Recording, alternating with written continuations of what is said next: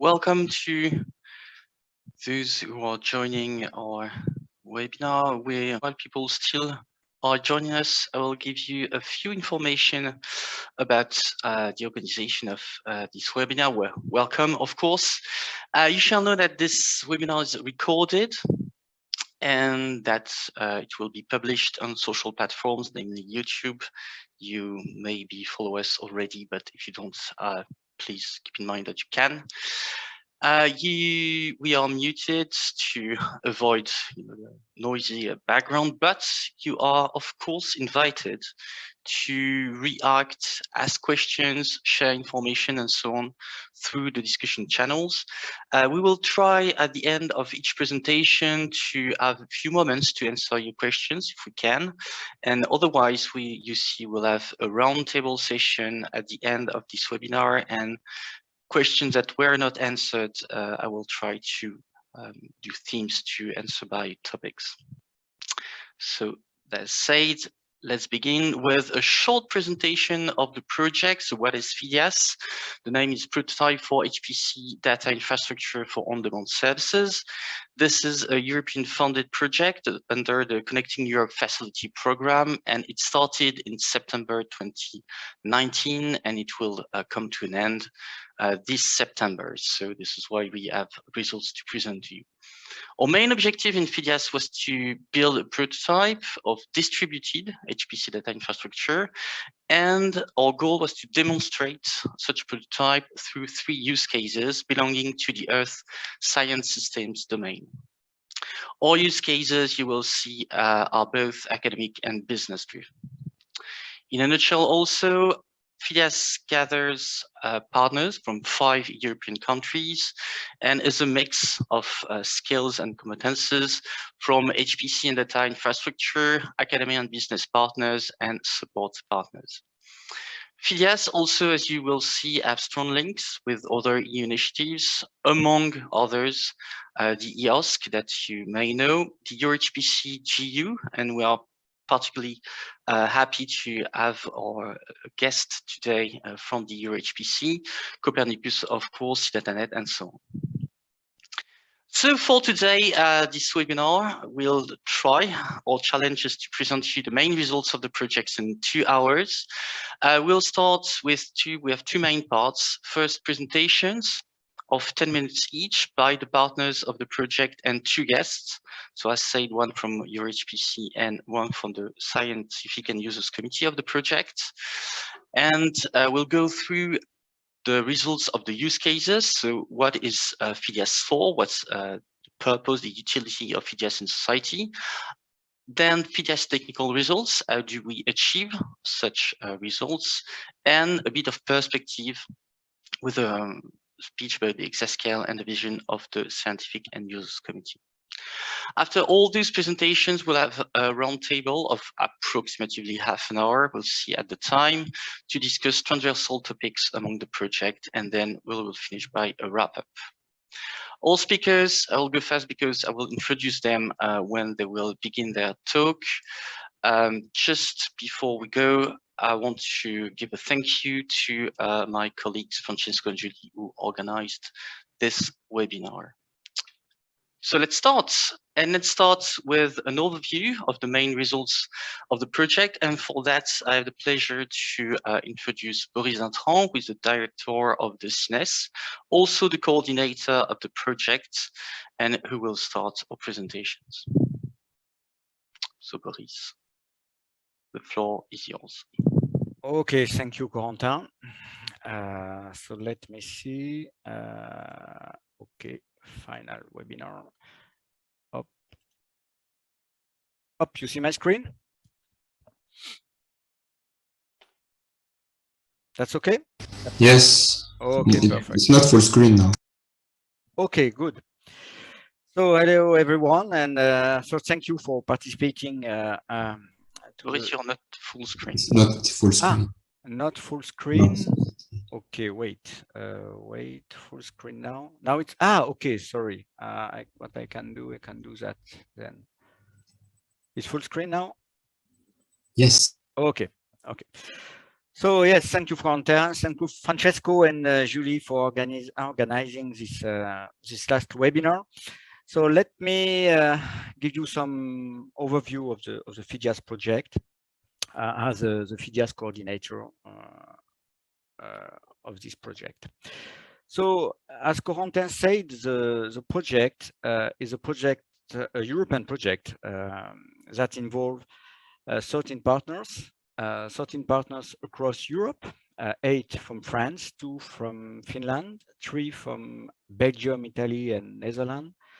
And it's a mixture of public institution, academic institution, and private companies, small SME. So we have 8 academic institutions and 5 SME.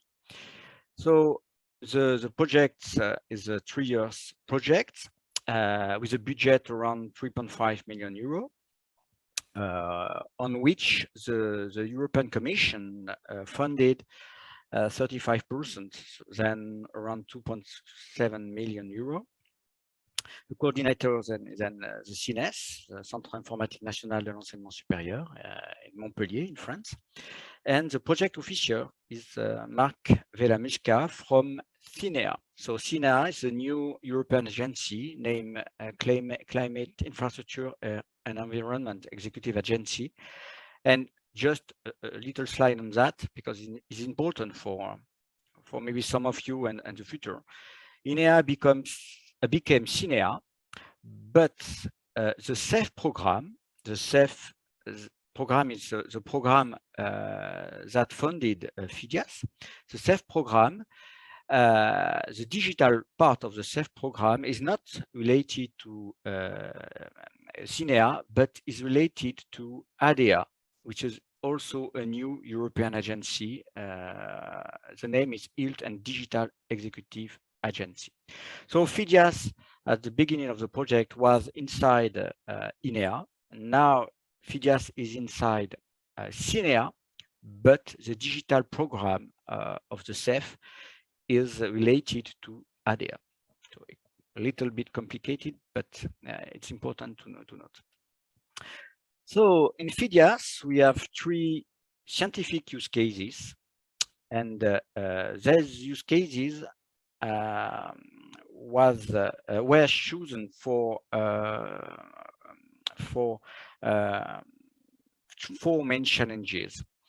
So the first use case is intelligent screening of large amount of satellite data. So it's led by SPASCIA, which is an SME located in Toulouse. The second use case is big data Earth observation, processing on demand for environmental monitoring, is led by ERD. And the last one is use case 3, is just named Ocean, and is led by IFREMER. So there's 3 use cases, scientific use cases, have been used during the PHIDIAS project to tackle 4 main challenges.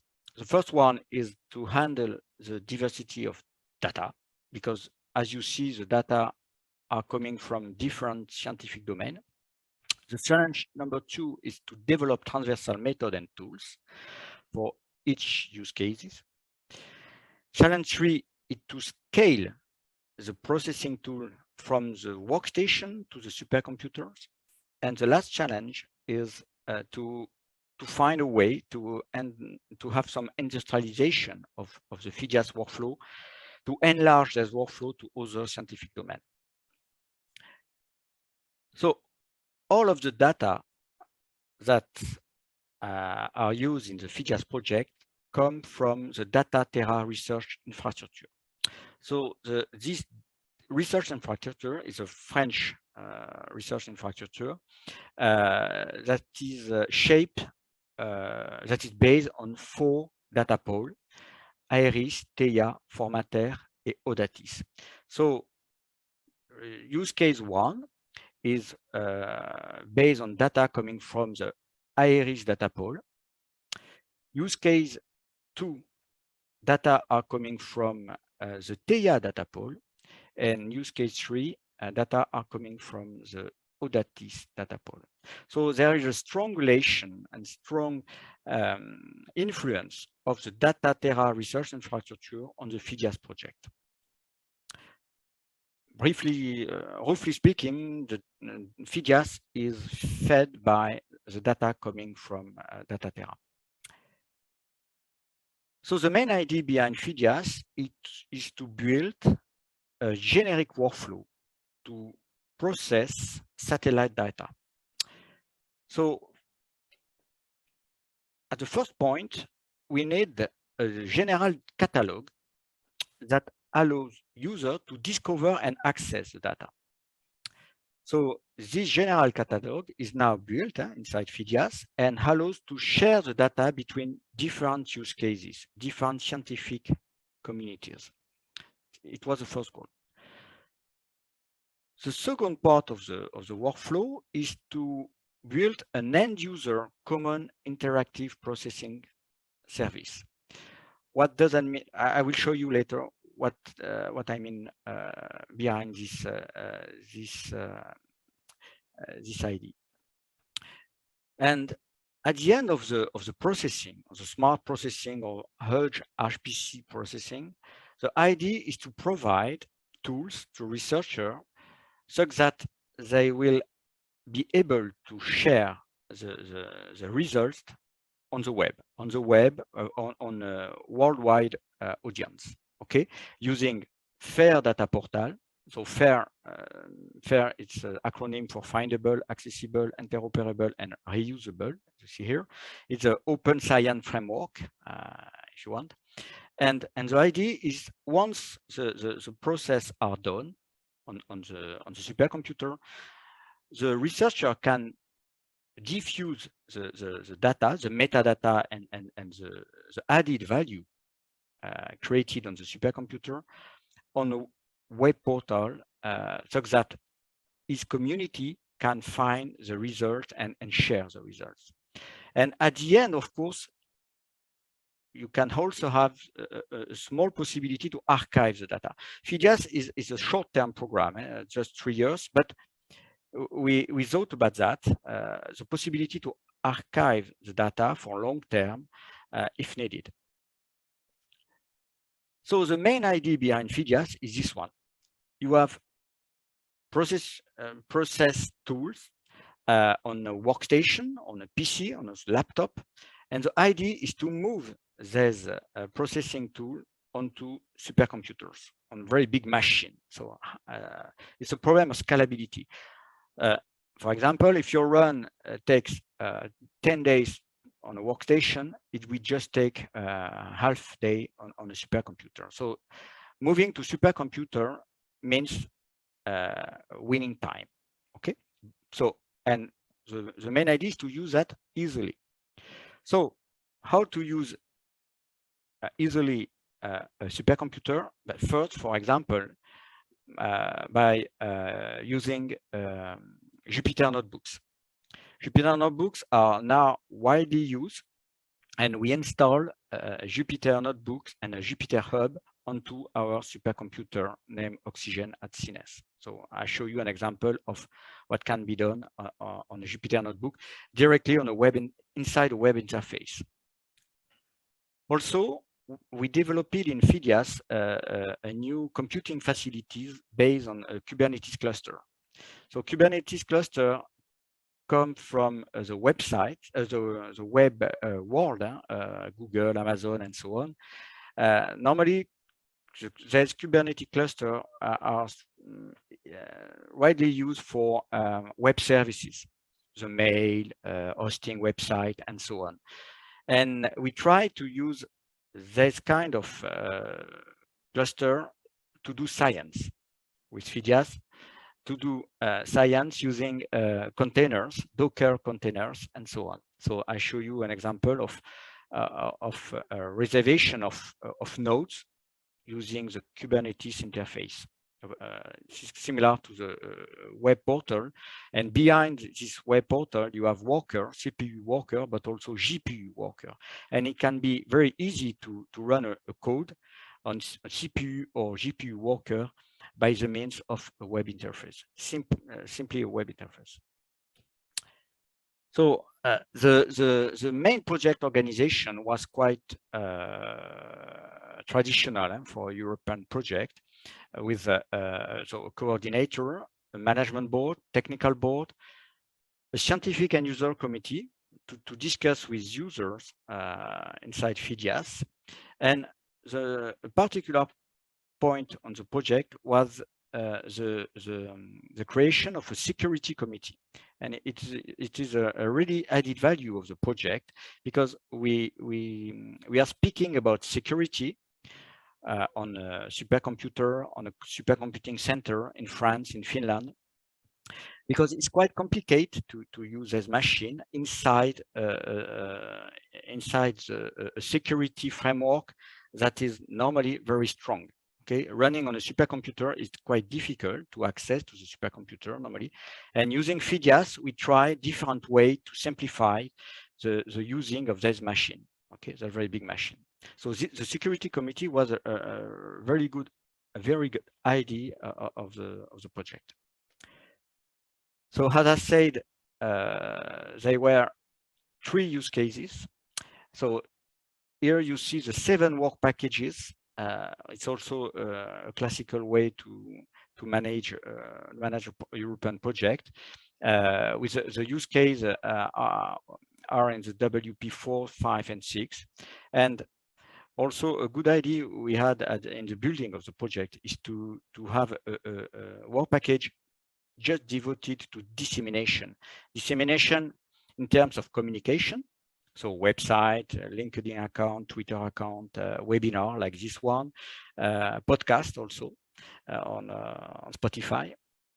But also a very important thing for us is the sustainability path and funding models, because at the end of Phidias, we will have the capability to put numbers in terms of euro cost on the cost on how to use a supercomputer, how much it costs to run on a supercomputer, how much it costs to save data and diffuse data using FAIR portals, and how much it costs to archive data in some sense.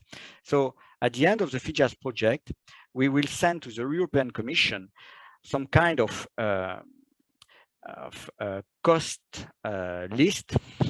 If you want to do that, it costs that, okay, on a supercomputer in France, in Finland, and so on. So it's very important to the future of Phidias and also to the future of supercomputing center like CINES to know how much it costs to move from just an HPC world to HPC and HPDA, so big data world.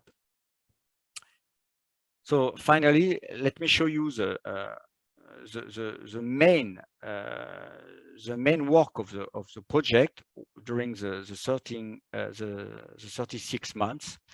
You see here the work package 1, 2, 3, 4, 5 until 7, and each column here you see some deliverables. It means some results that have been sent to the European Commission saying, okay, we did that and it's fine.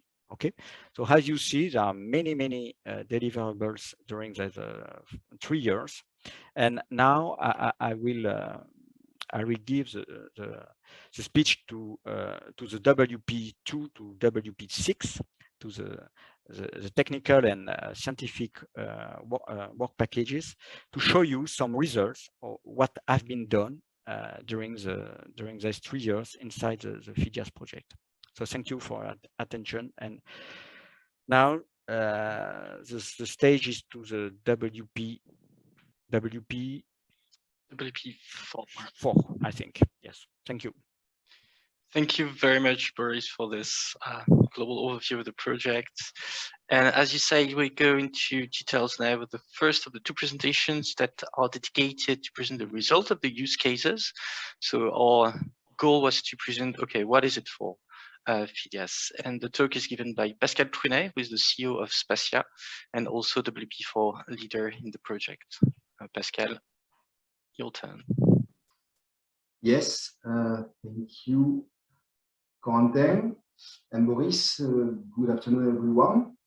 And thank you very much to participating to that webinar. So I will briefly present some work and result about the atmospheric use case of PHIDIAS. The goal of that work was and is to implement and test and prototype some tools based on space data, on atmospheric sounding based data for the detection and identification of atmospheric events from space. So just a few words about the context. Just keeping in mind that in very short time from now, we will have access to a very large amount of data from atmospheric sounding mission. The typical number is each day several terabytes of what we call data cubes in different dimensions, with very high performance in terms of measuring atmospheric parameters. In the present work, we will concentrate on atmospheric content of gases in particular. But in any case, this will and is already representing a very, very large and very useful, potentially useful quantity of information. Just for illustrating that, in 2 years from now, we will have a geostationary mission like MTG, with onboard Sentinel-4 mission and IRS infrared sounding instrument. We will have also polar orbit METOP 2nd generation satellite with several instruments on board, in particular YASI-NG and Sentinel-5. And so all that data is a challenge for us in order to use that correctly and to exploit all the available information. So for that, there is of course a lot of teams and persons working on that already.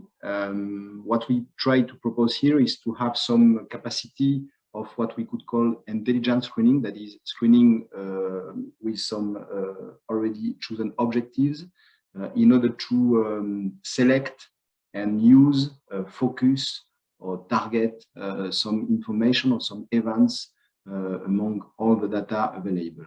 So this is the goal of that WPs in PHIDIAS, to address those needs by using HPC and HPDA capacities. And the goal is really to develop screening approaches in an operational context for that objectives. So what we did and what we choose to do is to develop a proof of concept prototyping based on the use of Copernicus ESA Sentinel-5P, Sentinel-5 precursor data. This is a very interesting because it's very interesting use case, of course, because this is already operational Sentinel data provided by Copernicus service, already providing very useful quantity of data and information. We used both what we call the level 1 data, that is radiant spectra measured on the top of the atmosphere, and the level 2 product, which are already processed data providing geophysical information, geophysical product, for example, atmospheric concentration of some pollutant gases. Just to have another idea of the magnitude of the amount of data, this mission will already provide 20 million of ground pixel per day, representing about 500 gigabytes of volume of data only for the level 1. And in addition to that, this already provide a level 2 product, for example, methane, carbon monoxide concentration, and something like that. These data are available from the Copernicus ESA portal, of course, but also now from, as said by Boris, IRIS or ICAR French data center. And these data are used from IRIS for our use case in that case. So what we develop, two different processing. The common aim of that two processing is really to reach or to prototype some systematic operable detection of atmospheric information of interest among all the data, trying to target specific objectives. On one side, on the left, we start developing processing based on level 1 data in order to develop on-the-flow real-time detection of what we call extreme or anomalous events. I will present that briefly in the next slides, in order to be able to select and characterize some event of interest for use by scientific, for example, or by application.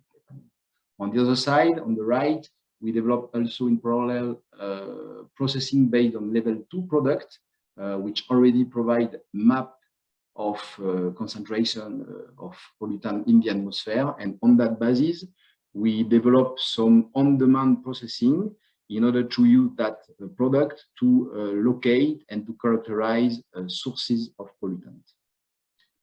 So I will give a very brief presentation of each of the processing. Starting with level 1 processing, what we call the Sentinel-5P PCI, like principal component analysis processing. You have on the right some schematic representation of all the processing. I will do not go into too much detail, but just insisting on some aspect. First of all, this is based on the building of a reference database that is compiling a large number of level 1 spectra, statistically representative of the atmospheric variability, in order to generate from that basis of principal component based on the statistic analysis of all that amount of data. And this basis will be used to project and reconstruct spectra, measure spectra in order to detect some events. Just in order to insist a little bit, this data set was containing 300,000 of spectra. There is also a huge work in order to pre-process that spectra in order to select and represent correctly the atmospheric variability, avoid issue in the measurement, etc. And of course, related to that, there was and there is a challenge for practically define what we call representative variability in the shortwave infrared, which is a spectral domain of measurement for Sentinel-5P. For example, trying to deal with impact of the solar spectrum, the cloud, the aerosol, etc., etc. So the pre-processing of that data was a critical part of the processing preparation, and we spent a lot of work and time in order to have something which is a good representation of the atmosphere and a good understanding of what potential information is contained of the data into the data.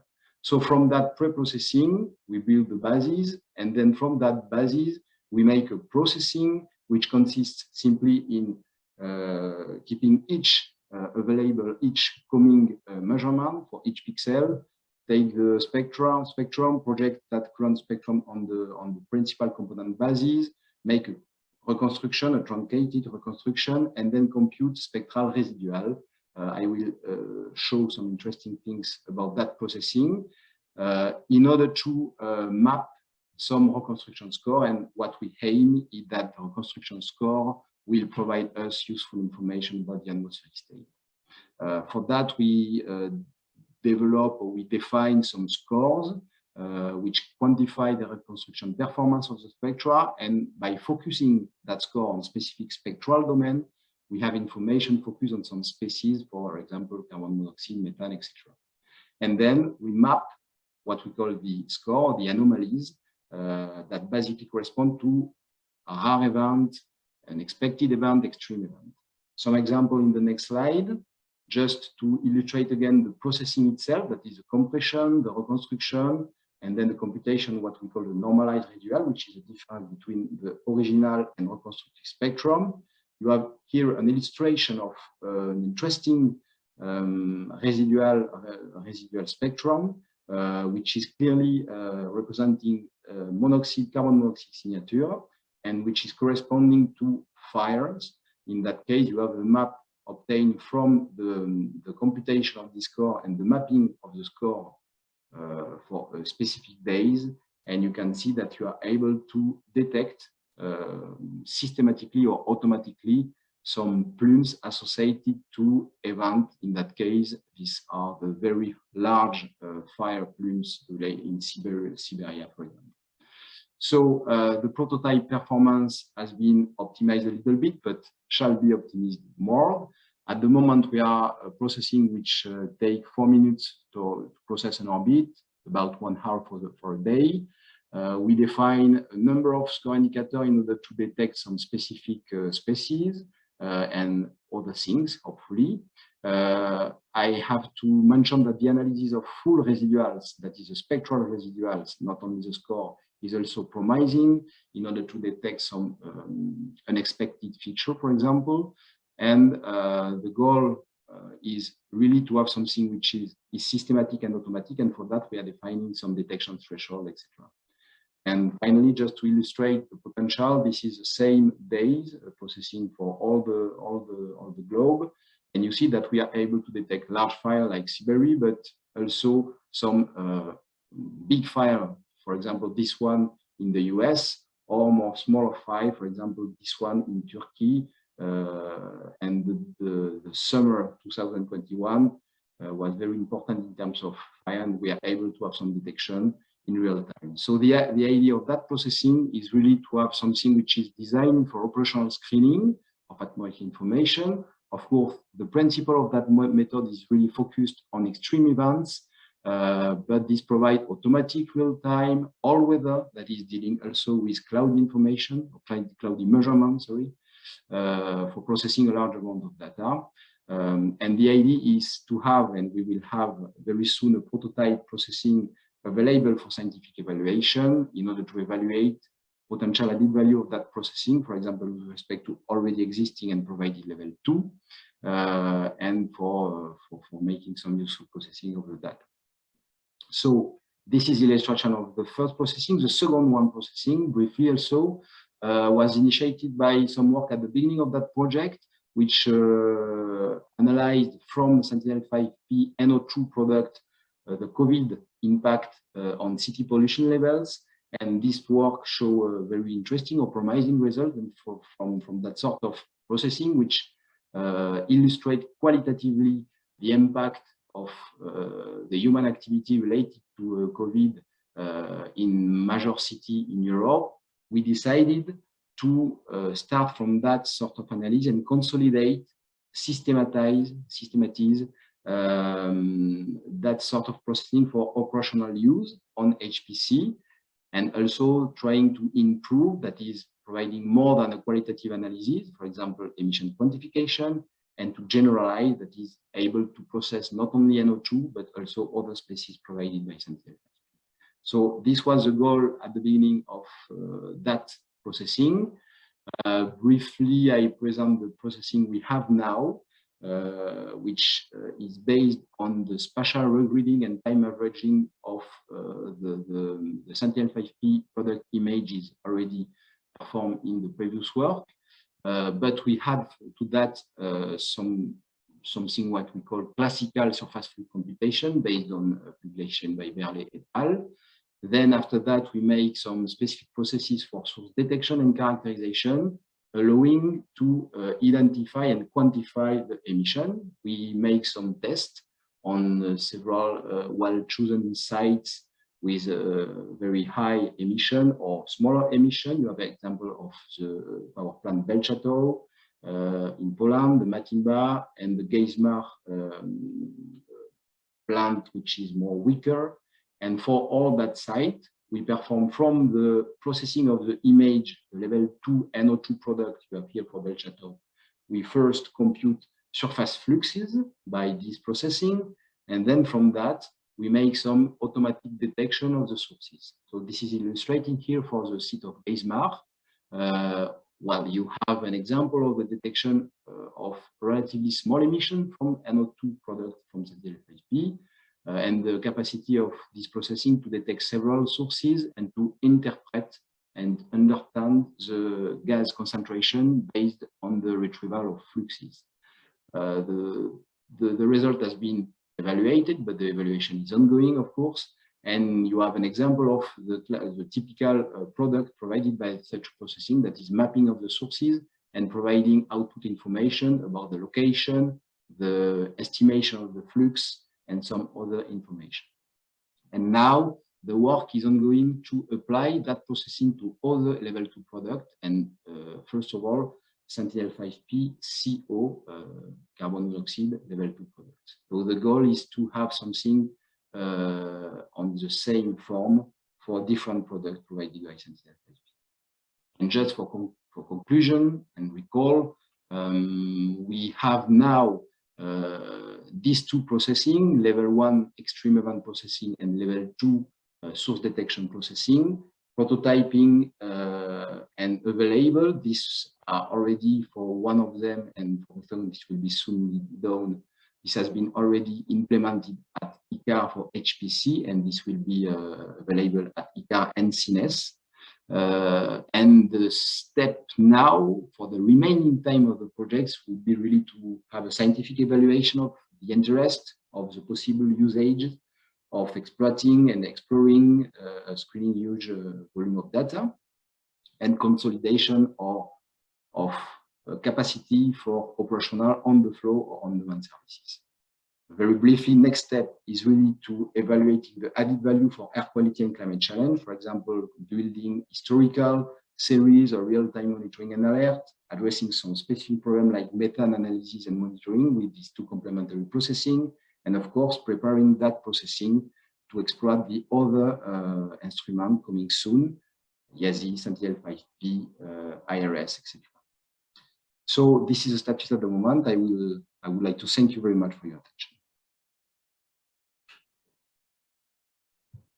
Thank you very much, Pascal. And to follow on with the use cases of the project, we go now into another domain, which is ocean. And the results of the ocean use case will be given by Charles Troupin from the Liege University, work with WP6 of the project. Charles. I will unmute and turn on my camera, so I hope I can share the screen right now. This is this one, share. Okay, is it okay? Full screen, etc.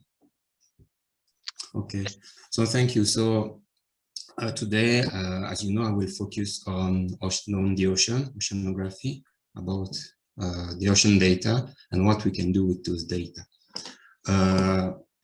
Before starting, I think if you are like me and you are in a webinar, you do many things at the same time. You listen to the webinar, maybe you check your emails, you do a lot of things at the same time, which is okay. It makes sense because we all are running out of time because we have too many things to do. So time is really something I want to focus on today because it's something precious, something which is very limited.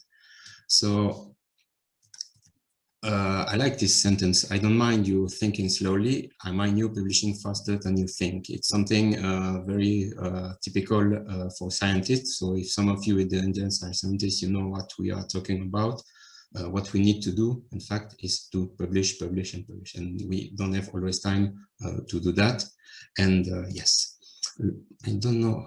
So my question is now, what does it look like a typical repetition distribution of time for scientists? Let's say we have 30% for the preparation of the data, 40% for the installation of tools, 24% for execution of code. At the end, you have only 5% left for what I call the real science, the data analysis. So how can we improve that, taking into account Phidias and other projects?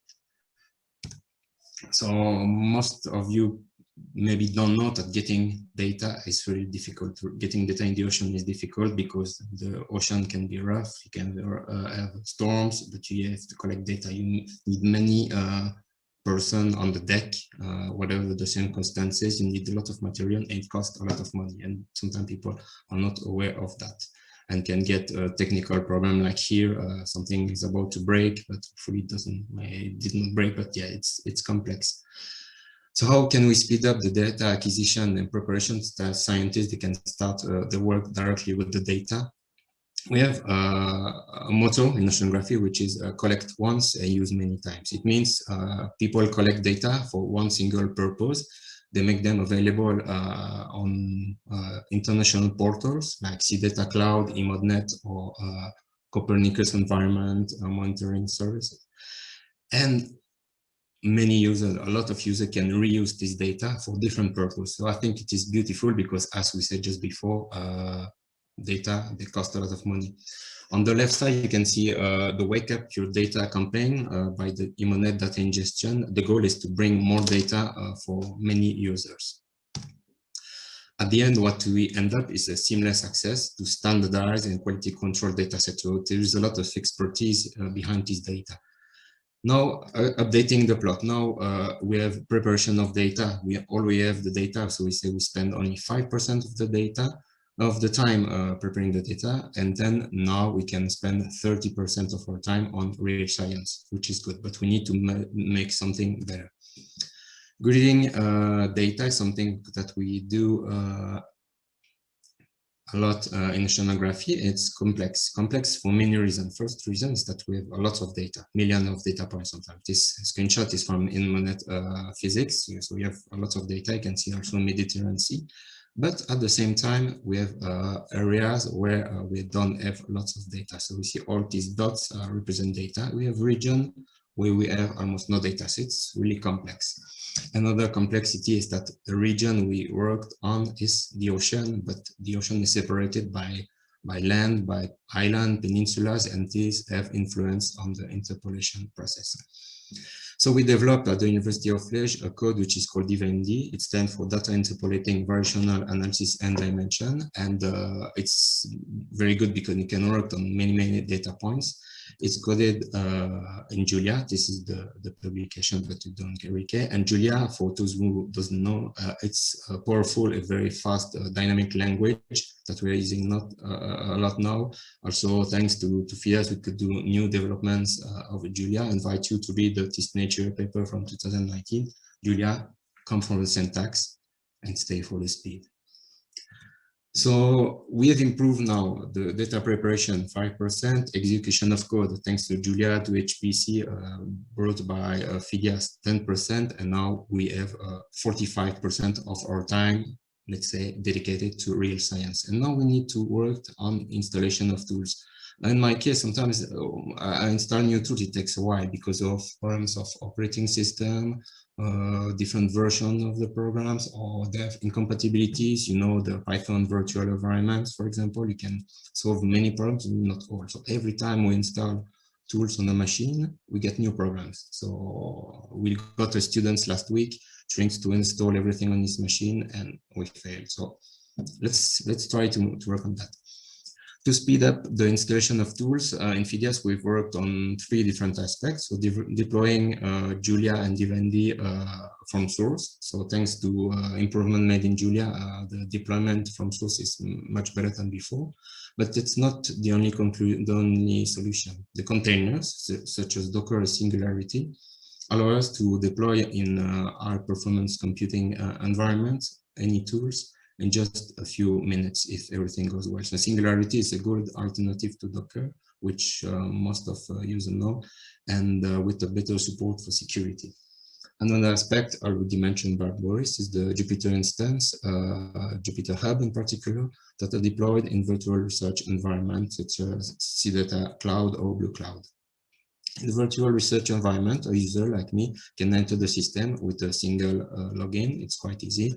And once I'm in the virtual research environment, I have access to data, to my private workspace, but also to common data sets. So it means I don't have to download data, they're already on the cloud.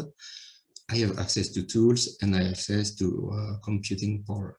In this case, I'm working with DIVAnd, creating interpolation of the Adriatic Sea with this virtual research environment, and nothing is my machine, everything is there, so it's quite cool. Another research project, Blue Cloud, also allow us to work with the virtual research environment. You see it looks quite similar. It's again Jupyter Hub, where in this case we perform interpolation of zooplankton data. So it's different purpose, but same analysis tool, same method. And again, the benefit, you have the data, you have the tools, the computing power on the machine. Taking a step back, we try to look at the other big players that exist on the markets. You know probably Binder, but less known CoCalc, Kaggle, and SageMaker. There's very big companies that bring this virtual research environment like on the cloud. But I think we can be better than them because we have better data thanks to our expertise, standardization, quality control, better tools, because we are the only one producing such tools for the interpolation of data, like just before Pascal explained with atmospheric data. I think you have a unique expertise that allows us to provide better virtual research environment than these big players. So as a final application, what did we do in Phidias? We wanted to work on very, very big data sets. So we worked on the climatologies of nutrients data taken from IMODNet chemistry data set. In this case, we had about 70 million data points, and thanks to the CSC in Finland, could get access to a very powerful machine where we can run this huge application of DIVA. As you can see, 20 cores, 80 giga of RAM, and perform the analysis and create this nice climatology. In this case, it's a gridded field of oxygen concentration at 50 meters in the European Sea. So these products are now made available through the project. So final words, I think the goal, maybe not the main goal of Phidias, but one of our main goals when try to do this work is to speed up the data access. I think can be done in many ways, sharing data thanks to European projects, speeding up computing with bigger machine, more powerful machine like those we have in Phidias, but also taking into account new languages such as Julia, speeding up the deployments with Docker Singularity. And at the end, that's what I would like to see, that the data analysis for the scientist is 80, maybe 90% of their time, and the rest, installation, preparation of data, is just a small part. That's all for me. Thank you very much, Charles, for this insight from WP6 and the ocean use case.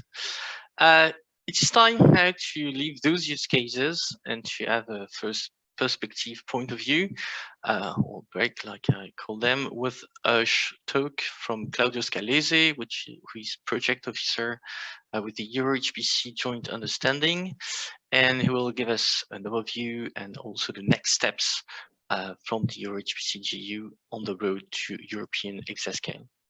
Claudio, please. Hello everyone. Thanks for having me today. So I will try to share my screen and bring you a bit on an update on our joint undertaking. So first of all, welcome to everyone. So I'm going to present briefly a bit some updates about our joint undertaking, especially on the membership, because first of all, we are currently 32 participating countries, recently joined by Serbia, of course, the European Union and the private partners. So talking about infrastructure, what is important is that EuroHPC aim for 2022 is the increase of the available computer power in Europe with the acquisition of the first European exascale supercomputers, the first quantum computers and additional mid-range systems. In parallel, we launched calls for the process to upgrade existing EuroHPC systems. Here is a bit an overview about how our budget is split for the funding period 2021-2027. So the main part will come from the Digital Europe program with almost 2 billion euros, focusing on infrastructure, federation of supercomputing services, widening usage and skills. Then we have Horizon Europe program, the continuation of Horizon 2020 with rough 1 billion euros on technology, application, and international cooperation. And then CEF, Connecting Europe facility, that will focus more on hyperconnectivity and data connectivity. These figures, of course, will be integrated by the national contribution from the participating states. So here we have a bit an overview from how our systems are deployed in Europe. So currently we have 3 pre-exascales and 5 petascales for a total contracting cost of 360 million euros. These are our 5 supercomputers that are already operational, which are Vega, that is based in Slovenia, Meluxina in Luxembourg, Carolina in the Czech Republic, Discoverer in Bulgaria, and Lumi in Finland. Of course, our supercomputers are also ranking in very good places in our charts. Lumi is, let's say, our queen from the north that is placing now in the top 500 at the third place, and also in the third place for the Green 500, and Meluxina and Carolina also doing quite well in these terms. So these are the other supercomputers that are underway. Leonardo, that will be operational in Cineca in Italy. Deucalion, that will be based in the Mini Advanced Computing Center in Portugal. And Mare Nostrum 5, that will be based in Barcelona Supercomputing. So this is the new list of the next generation of EuroHPC supercomputers that will be based in new hosting countries. So it will be one in Germany, that will be Jupiter, hosted by Jülich Supercomputing Center. Daedalus, that will be hosted by GRNet in Greece. Levente, that will be hosted in Kifu in Hungary. Caspir from the National University of Ireland in Galway, and Cifronet will host the EHPC CPL in Poland.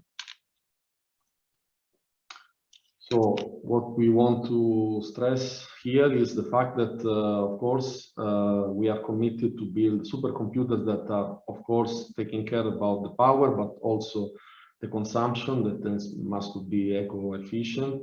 So we're going to procure energy efficient system with low requirements for cooling.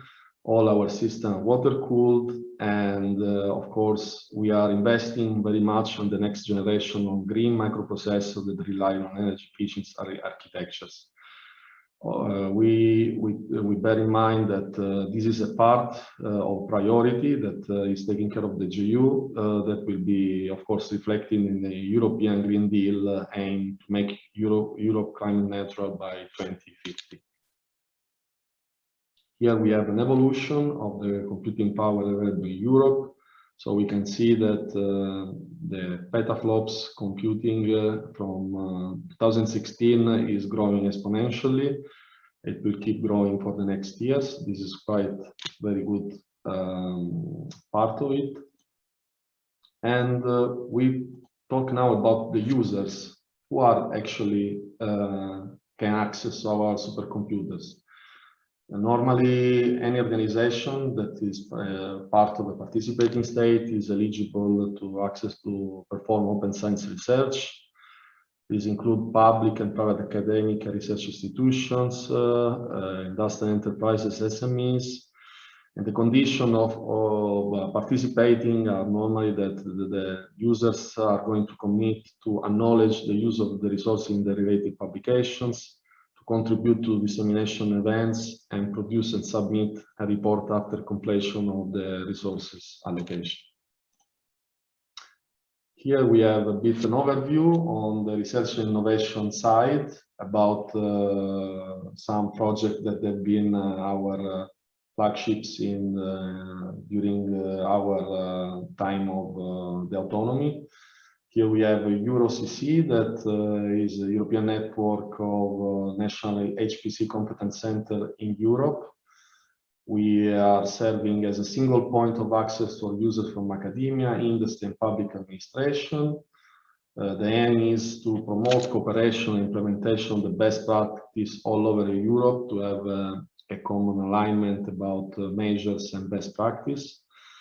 This is important also to map competencies and identify knowledge gaps, and also to coordinate the consisting and need of high level of expertise across Europe in HPC and related disciplines. Another project is FF for EuroHPC. This is more focused on facilitating SMEs access to HPC technologies and expertise. We're trying to connect innovative business with cutting-edge technologies to develop unique products or innovative business opportunities. This is very important because, of course, HPC and the SMEs are the backbone of the European economy. So this is very important to boost knowledge and rising awareness in this sector. And lastly, we are launching our first pan-European master program in HPC to form the new generation of HPC experts in Europe. This will be a modular curriculum offered by partnership between European universities, research centers, industrial partners. The objective is to provide students that will be part of the next generation of the HPC for the coming future. And we will start in September with the first cohort of 50 students that will join the program. Again, here we keep an eye on our last call that is about algorithms for application of European exascale supercomputers. Our objective is to develop novel algorithms to exploit the full potential of the upcoming European exascale supercomputers. This will, of course, enable the use of new computing capabilities in the future and address important computational challenges which are currently intractable. The total budget is about 5 million euros. EuroHPC will fund a consortium, will provide financial support to third-party projects to develop new algorithms with the highest possible impact. We launched the call in April, and it is open until end of October. And of course, more details will be found on our website. And from my side, this is pretty it. So thanks a lot for your attention, and we will see each other for more questions and answers maybe later. Thank you. Thank you very much, Claudio. And this is very encouraging for us to see that the results of the project will cope with such a dynamic HPC environment. And well, we do hope that PHIDIAS will be able to be part of the development of this EU ecosystem. And now we will enter the how-to phase of the presentations for this webinar. And the first, how did we achieve? The first talk will be given by Matthieu Bastianelli, who is working for EuroHPC and is co-leading the WP3 technical coordination of the project. And he will present us the one catalog to rule them all. And Matthieu, the floor is yours.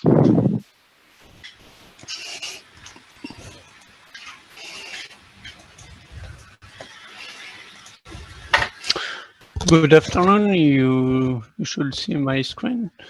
So I'm Matthieu Bastianelli. I'm going to present to you the work we did as part of the WP3 of the PHIDIAS project, which consists in developing a business catalog which have the objective to bridge the gap between the user and the data sources.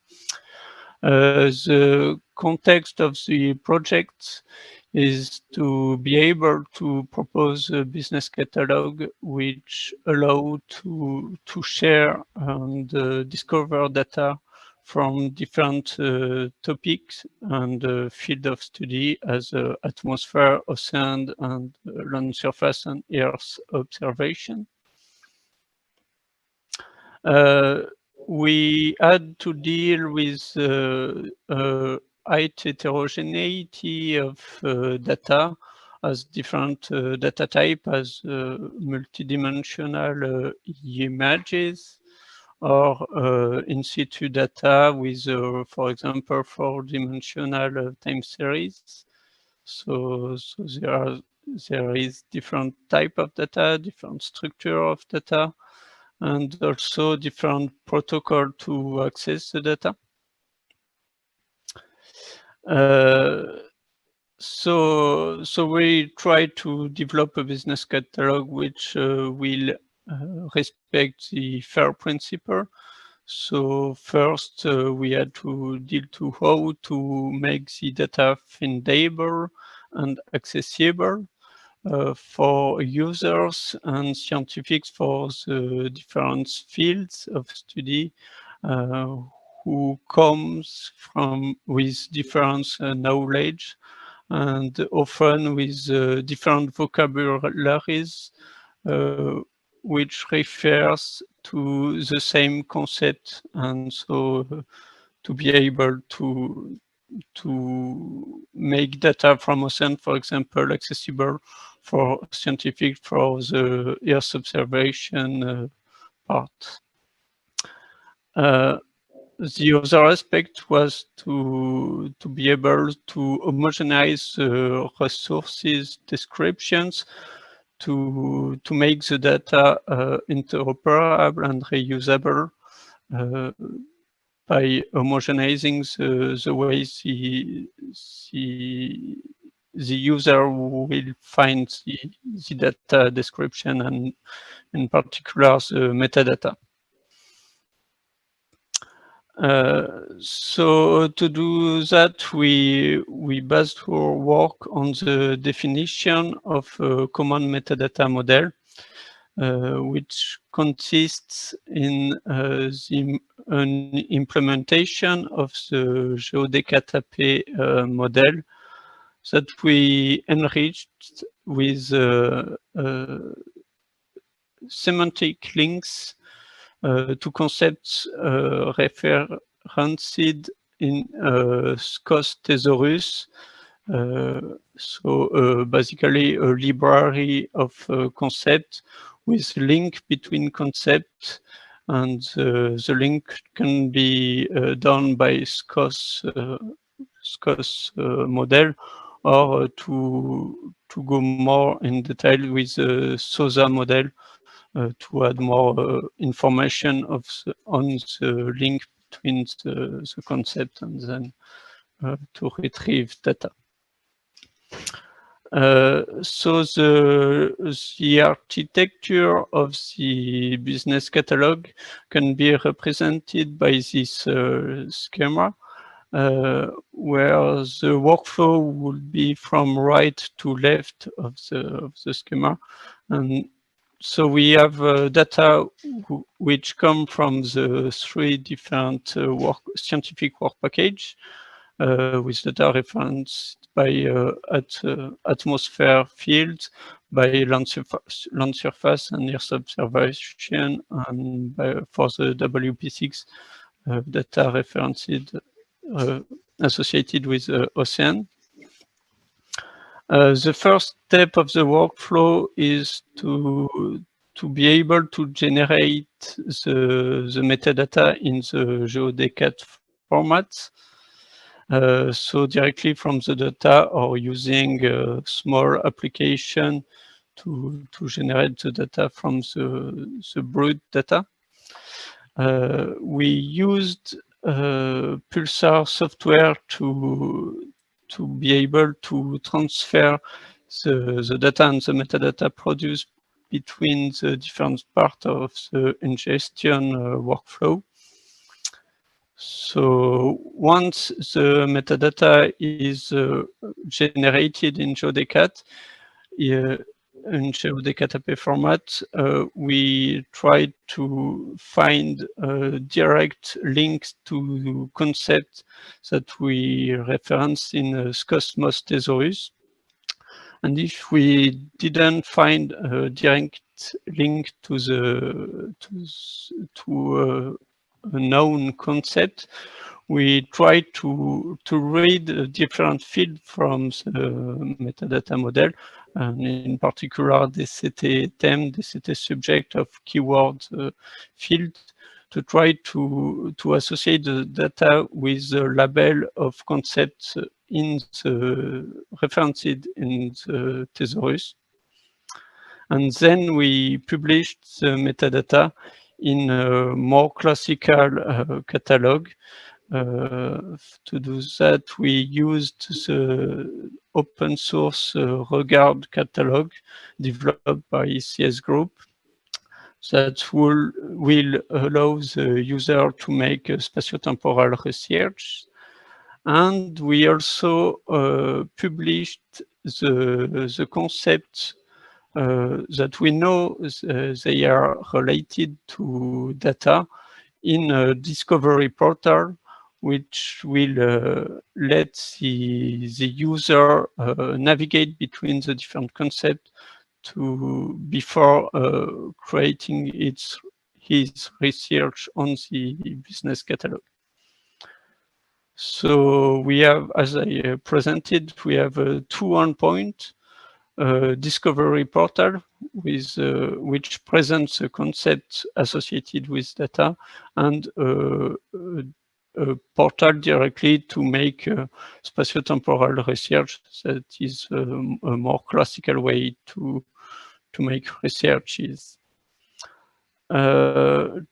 To show, I will show you a little demonstration of what you can do with the business catalog and of the different topic I presented. So here is the endpoint of the thesaurus, which reference the different concepts in our library of concepts.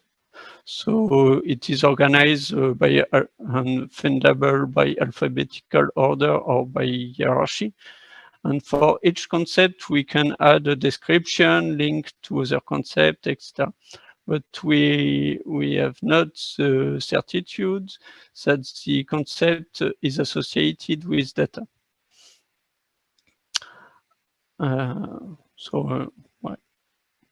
That's an example for the pH concept with the description, etc. So here is a short presentation of the Regard catalog, where we can define different data source and different model of data. In our case, it's also always the same model with different field concept IDs, modified dates, etc., which are fields of the GeoDecataP model.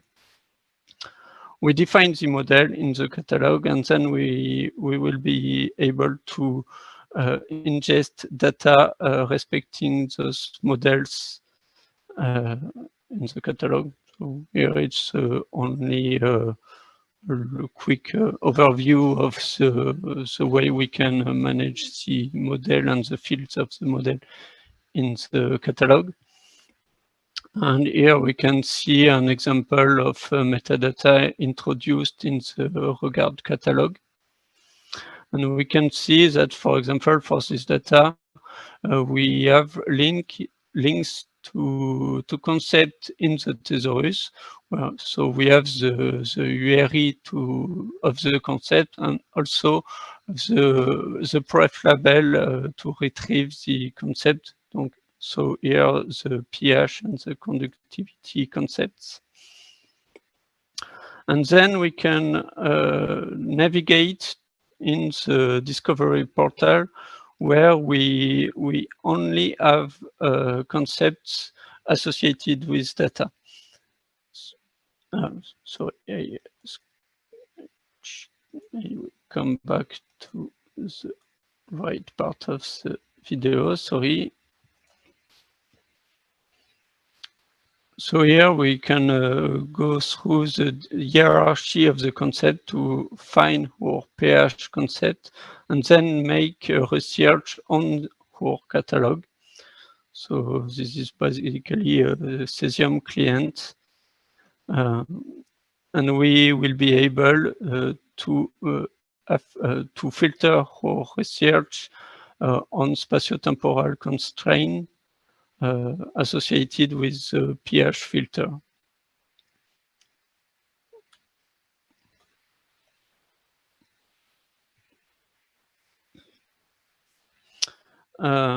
Another interest of the Discovery Portal is to be able to the administrator of the project and of the portal to manually enrich the description and the pages associated with the concept. So the administrator is able to add information to complete the description of the concept, to add information to help, for example, search engine to find the page, and then to let the user find data associated with his field of interest. Also, we can manually add a relationship between concepts to then introduce them in the thesaurus if the link are relevant, and that's it. So here we can retrieve our concept pH that we for which we add a description and a link to conductivity, as we have data with pH and conductivity concepts. So that's it for my demonstration and for my presentation. Thank you, and I will let the end to the end of the webinar. Thank you. Thank you very much, Matthieu. And now for the next presentation, it's another perspective point, but this time on the how-to session with the vision of the Project Scientific and Users Committee.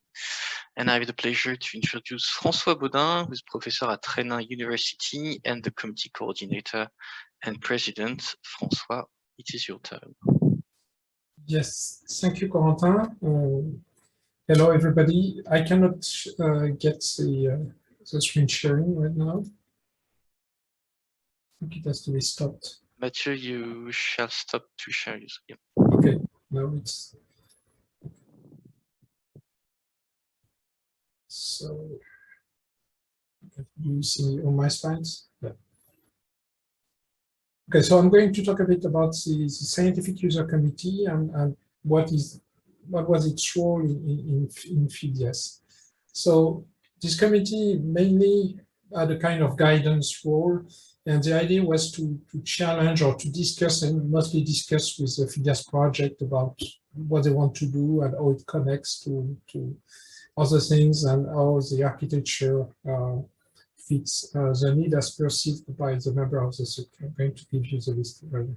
And so somehow the scientific committee was there to understand how HPC culture and data culture can be mixed, or better mixed, into PHIDIAS.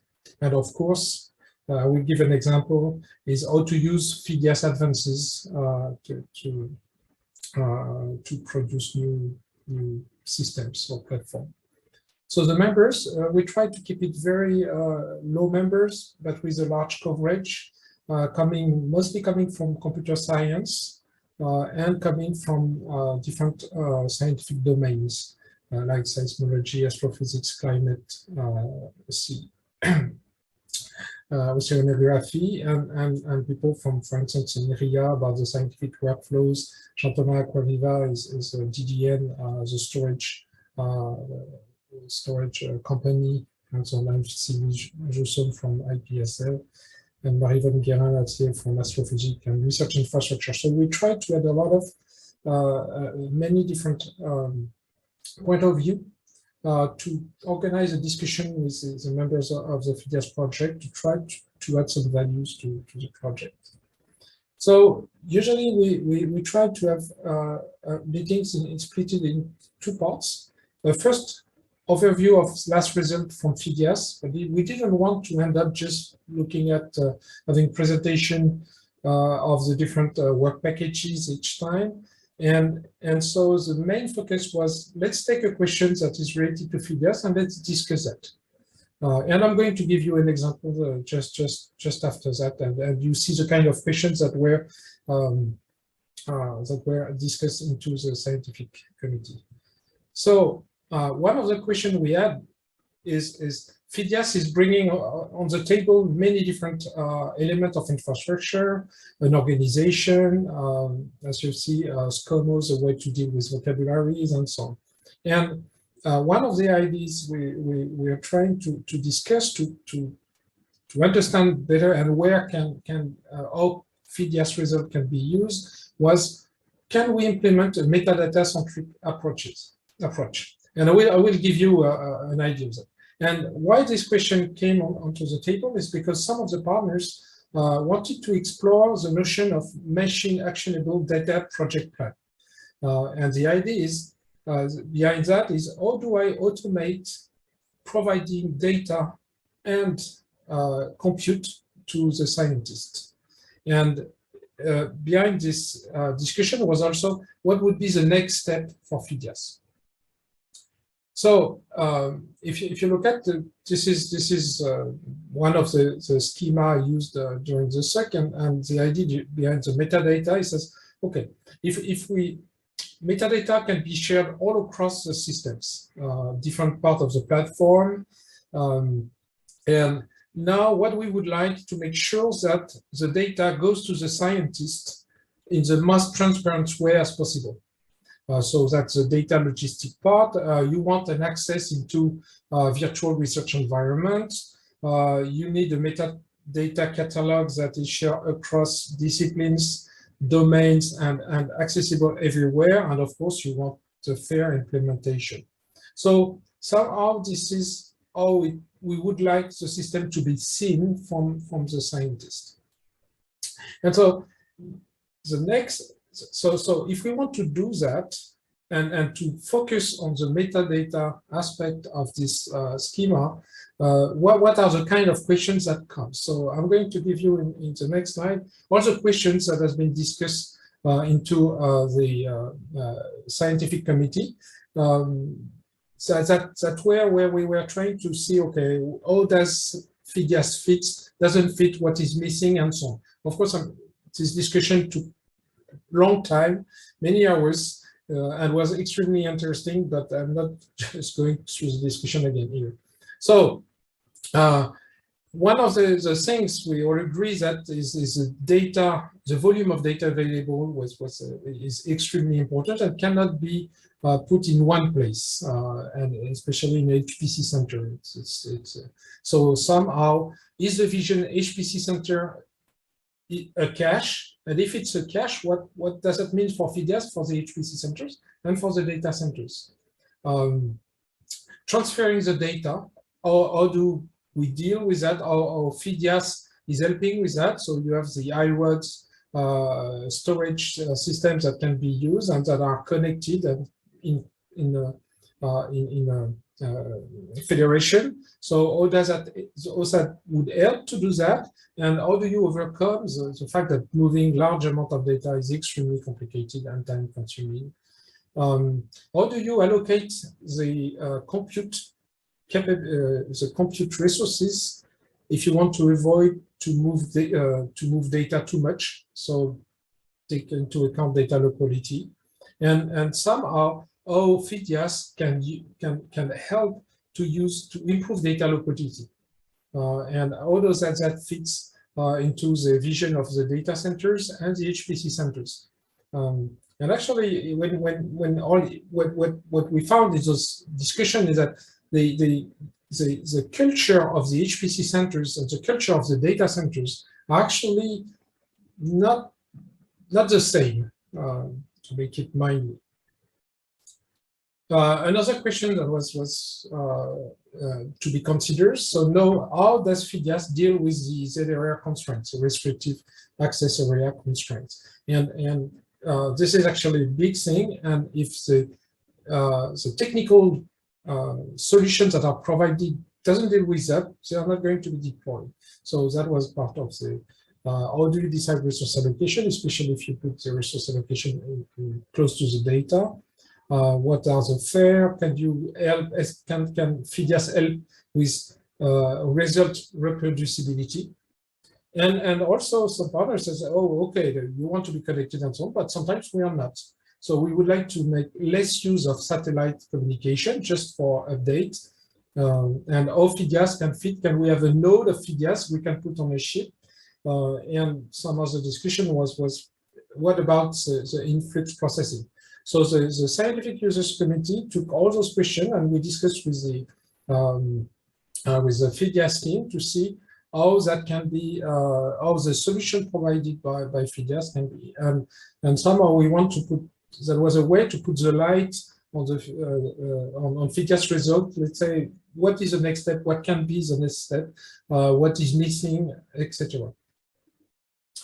So, in short, this is what has been doing, and hopefully, we hope it was helping the project to make progresses.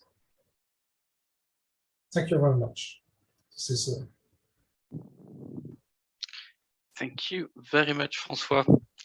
Last but not the least, we come to the final presentations, of the day, and we will approach closest to the silicon with a presentation on Phidias architecture. That will be a talk given by Jean-Christophe Penalva, working at for the CINES, and who is the head of the WP2 work package number 2.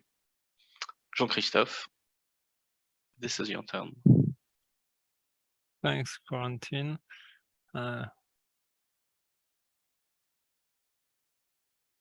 Okay.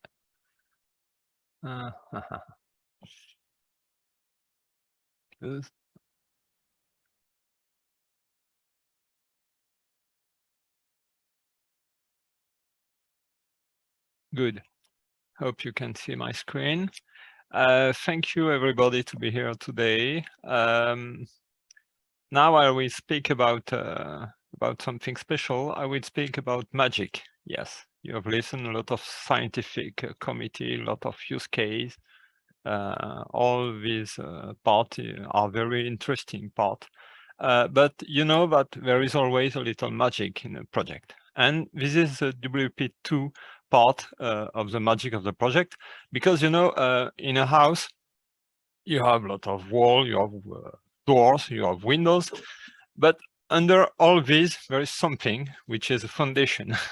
And in WP2, we have made this foundation. So the objective of WP2 was to speak with all these scientific committee, with all these partners about what are their needs, what do they want, is there any technologies that we can sell or open to these persons?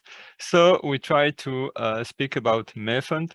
We try to speak about security because, as I said, François just before, here in CINES, we work in a national computing center, so we have a security concern very hard. We are in ZRR. So we can open all the computer to worldwide like that. We need to add filter, firewalls, etc. So we work in WP2 with work package 4, 5, 6, and I forgot the 3 too. I will want to first thanks all these partners because it was very, very interesting to work with us.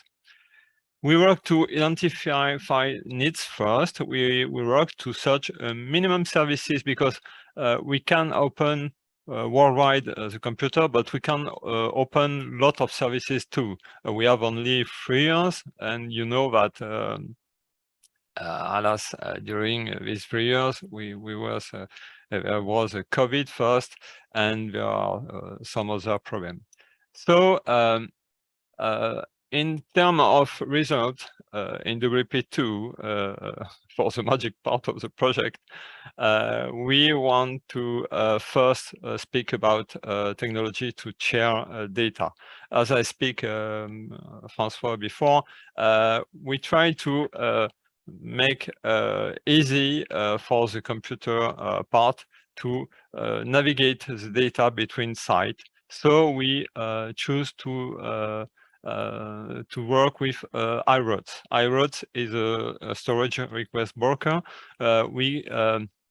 which goal is to navigate the data between sites, it's based on rules.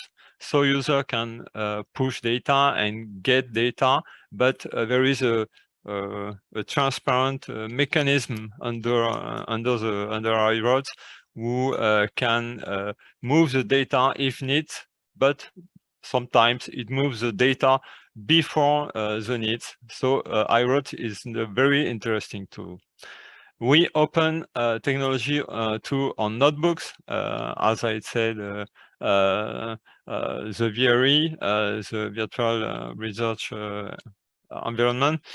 So we first open notebooks on HPC environment, and it was for us a very first experience because, as I said, François, on HPC environment we are usually to work inside the box, inside our center, so we don't very often open services to the outside.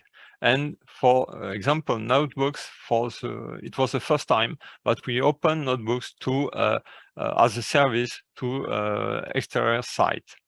We to open batch jobs because we are working in batch jobs generally in HPC environment, but for the first time, batch jobs can be submitted from the outside of the center. And it was the first time that we are doing this type of work. So we have to work with an external portal, and we have to define a new security manner of work. We have to write a special convention, which is a contract between CINES and an external site. We work too, as you know, with containers, and we have to work with two types of containers. We first try to work with container singularity because they are very well working on HPC environment, but we have to work too with container Docker, which are more classical container on a new cluster in CINES, which is a cluster Kubernetes. I speak about portal just before because the idea behind the portal is to open to the scientific the possibility to connect to portal, select as you have seen in a demonstration zone, and to apply work on it.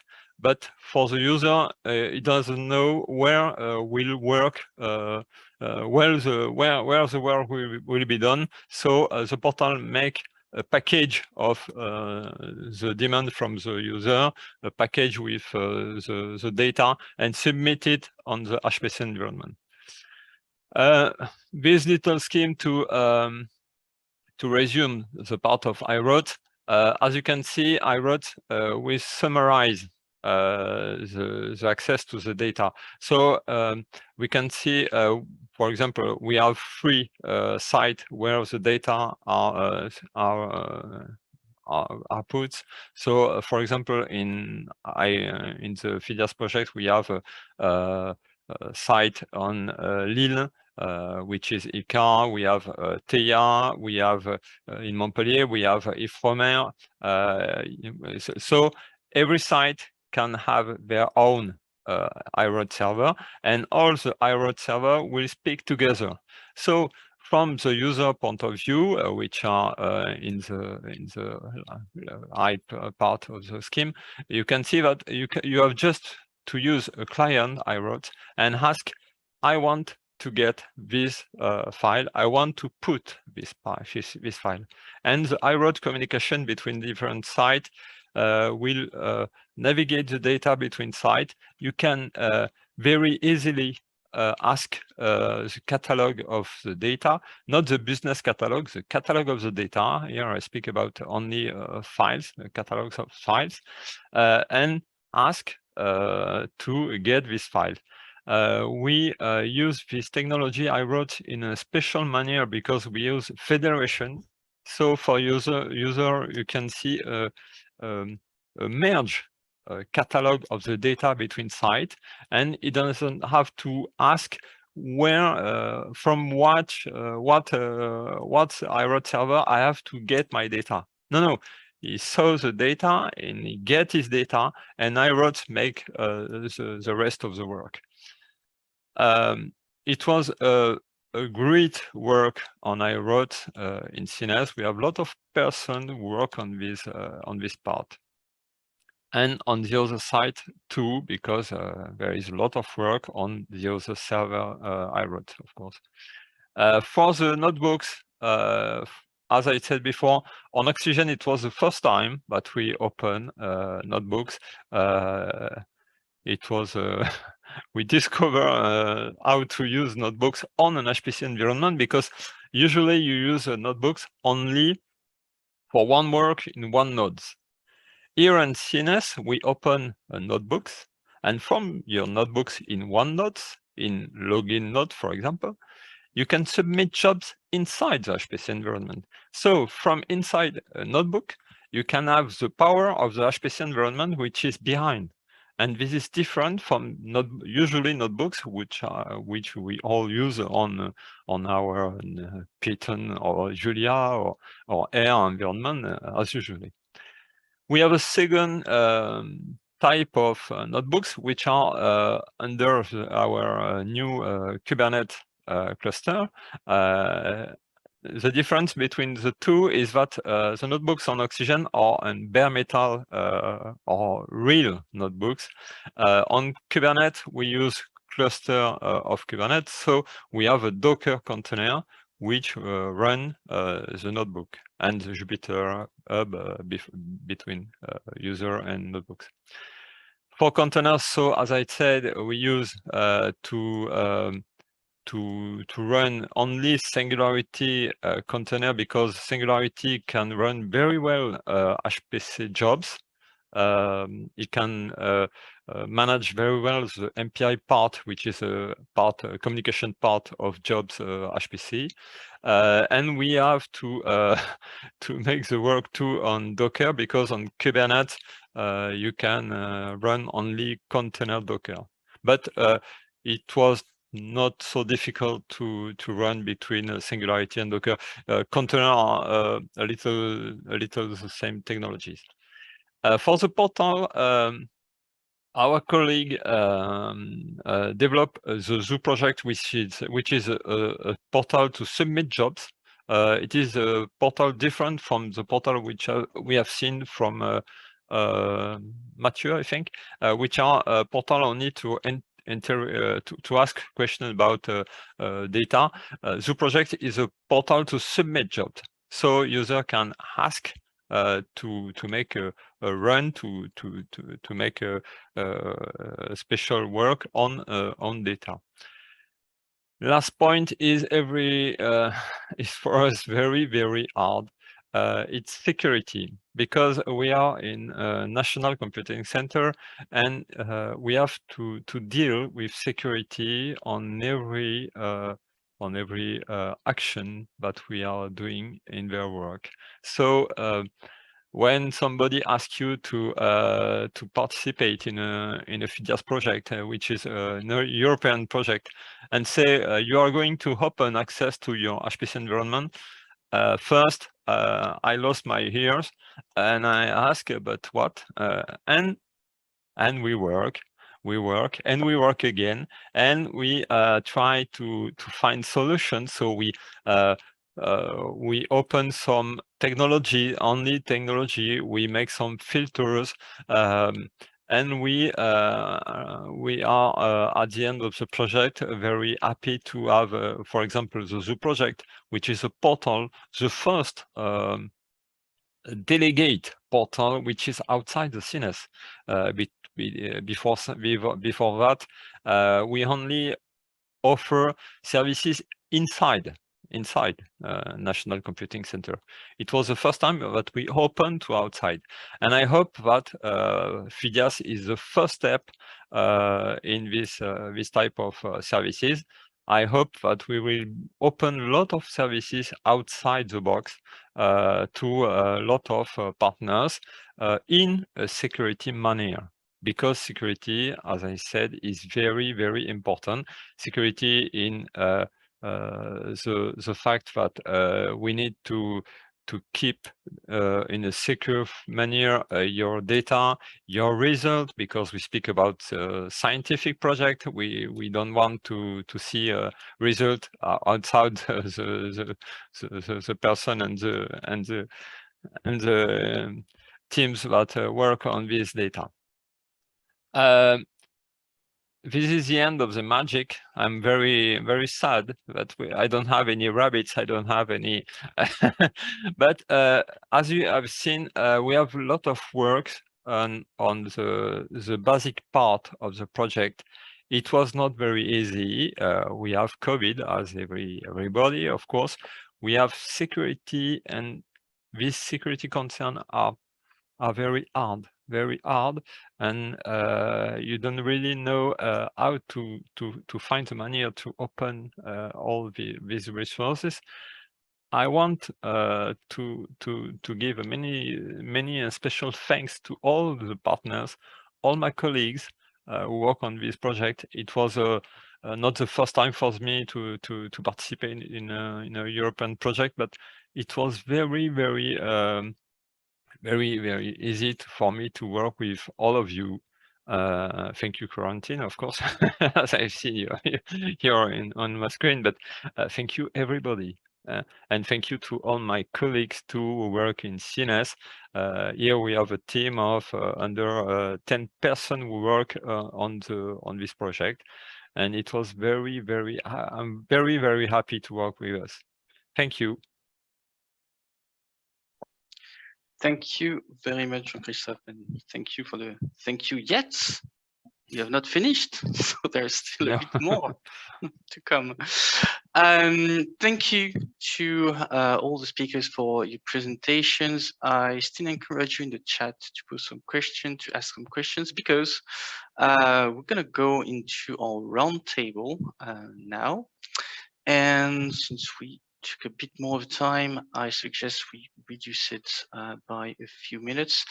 I have put some notes on potential topics to be discussed during this roundtable that I'm going to share with you.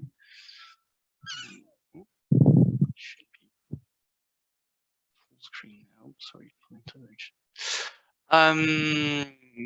So these are general transversal topics that were advocated in your presentation. They are all like that. There is no particular order to address those questions. Let's start with the first. It goes for the applications. So what is Phidias used for?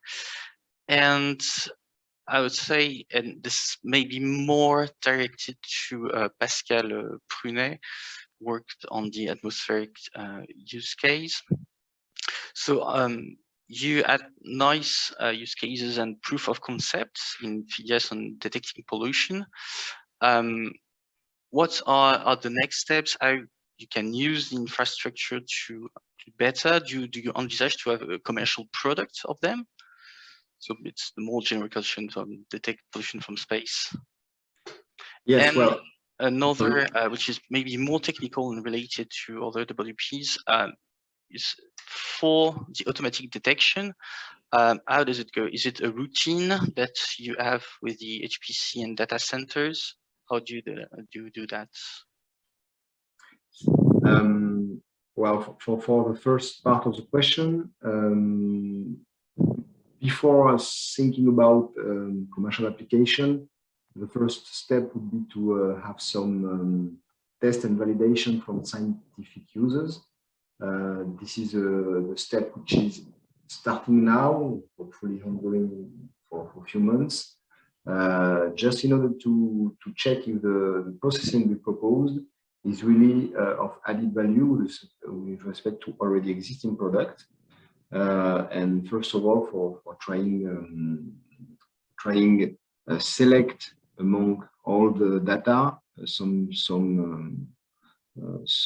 information of interest for scientific processing. But after that, of course, yes, the idea would be to go from that sort of scientific use or systematic scientific use up to some application, and then check if there is some users for that. So the idea is to put that processing within all the needs for climate challenges, for example, or air quality challenges, of course, in order to check if this could help, and if this could help more than the scientists, that is the end users, the citizen, etc. So we will see for that. And of course, related to that, the key point is to have information from space. Of course, Sentinel-5P, the instrument that we already used, is very, very interesting and efficient. But in addition to that, thanks to Copernicus European Initiative, we have access to a lot of operational data, as I said in the beginning of my presentation. And that is a key of thinking about services and commercial application or scientific application from space, of course. So this is only processing of existing or coming soon data. Then for the second part, very briefly, the magic part. Very briefly for the technical, the more technical question, of course, this is depending for the first processing, that is starting from level 1 data. This is something which is specific to spectra. That is, we need to have some spectral measurement from space. For that, this is specific for sounding atmospheric instrument, but not only. This is something so that could be applied to other data if we have some spectra at the beginning. And I have to say that it is already the case, because the processing we implemented for Sentinel-5P is already existing, because it has been originally developed by SPASCIA together with EGEOS under the CINES contract for YASI. And this is experienced with YASI with some success at the moment. And then we propose to apply that to another instrument. And this is illustrating the fact that this processing could be applied to other sounding atmospheric instruments coming soon. So this is of interest. Then it should be very, very interesting to discuss with other partners to check how this could be applied to other multispectral or hyperspectral measurement for land application or for ocean application. This could be discussed. This could be a very interesting next step for that PHIDIAS project. And for the other processing for level 2 product, this is more classical, and this could be applied to any image. And so this could be, yes, applied to other applications. Thank you very much, Pascal.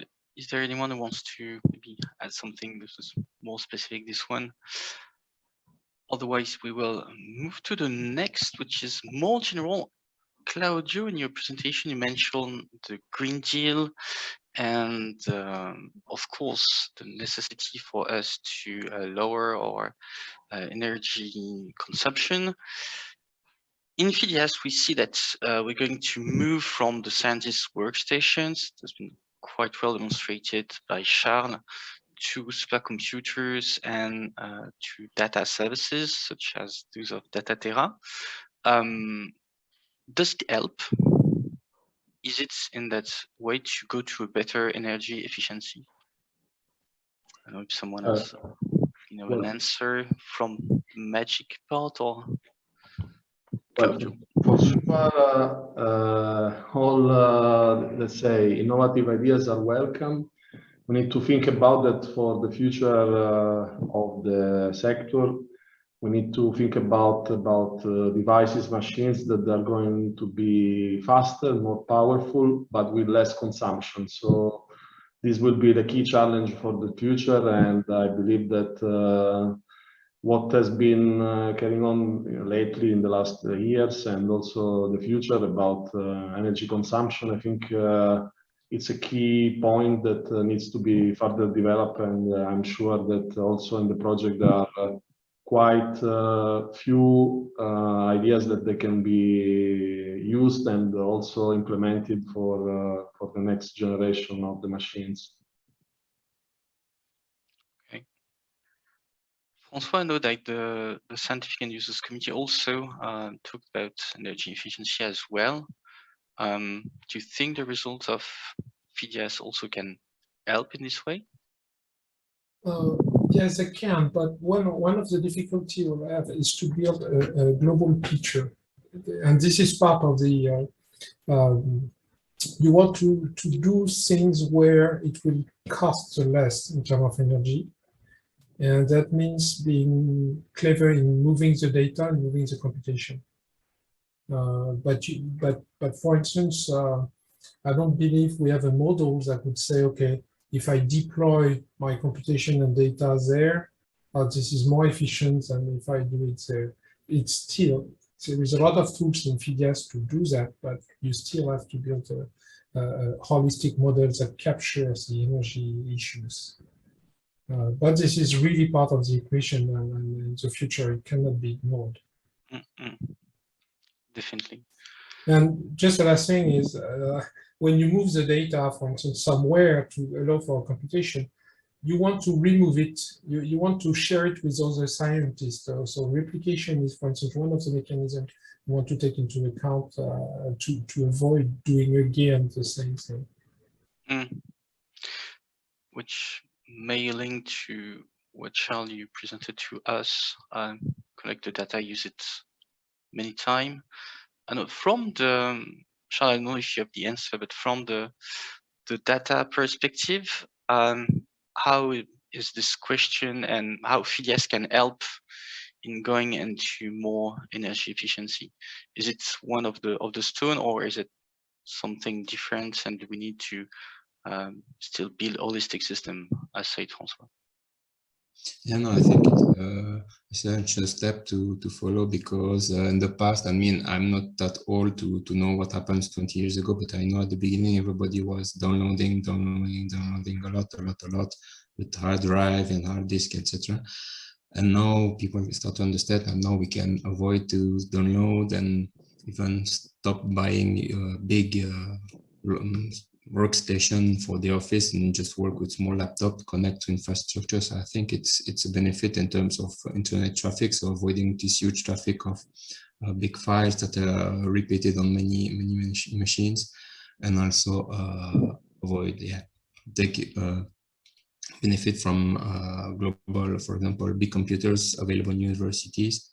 Maybe one aspect that why people are not using that is that you have a big job to submit and you have to wait for the queue, etc. So sometimes people say, no, I don't want to wait. I want to run my job when I want. So they buy their own big machine. They build their own cluster at home, at the office, and they run it. So I mean, it's kind of similar to using public transportation or using your own car. People sometimes they prefer to buy their own car because they can leave whenever they want, where they want, and with the computer it's the same. They can use it for what they want, when they want, while they know there is a bigger machine available somewhere that they could use at a lower cost, but for convenience they maybe won't use it. Okay, so there's also something to take care of, that the scientists or the people, maybe the citizen related to Pascal development, accessing that kind of machine or services, shall switch from their old way of doing things to a new one.